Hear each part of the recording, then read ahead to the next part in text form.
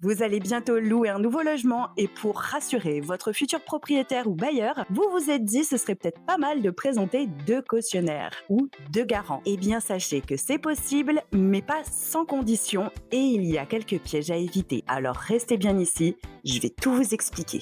Et d'abord, pensez à bien vous abonner à ma chaîne et surtout à aller jeter un œil à cette vidéo où je vous explique en détail ce que sont les garants. D'abord, sachez qu'il est complètement légal de proposer deux garants sur un contrat de bail. Mais par contre, ça appartient au bailleur ou au propriétaire de valider ou non cette proposition. La plupart du temps, on retient cette solution lorsque les revenus d'un seul garant ne suffisent pas. Et il y a un point qu'il faut à mon avis éclaircir tout de suite. Qu'est-ce qu'il en est des couples mariés et même sous le régime de la communauté? Eh bien, si l'un des deux époux souhaite s'engager comme garant pour un de ses enfants ou un de ses parents, eh bien, sachez que le second époux ne sera pas engagé automatiquement. Et maintenant, vous allez comprendre pourquoi. Pour rappel, c'est bel et bien au bailleur de valider ou non le montage qui va être proposé et il peut exiger une clause qui va spécifier la répartition et le type de solidarité entre les garants. Et là, les garants auront le choix soit d'un engagement solidaire, si par exemple un locataire fait défaut sur les loyers à payer à son propriétaire,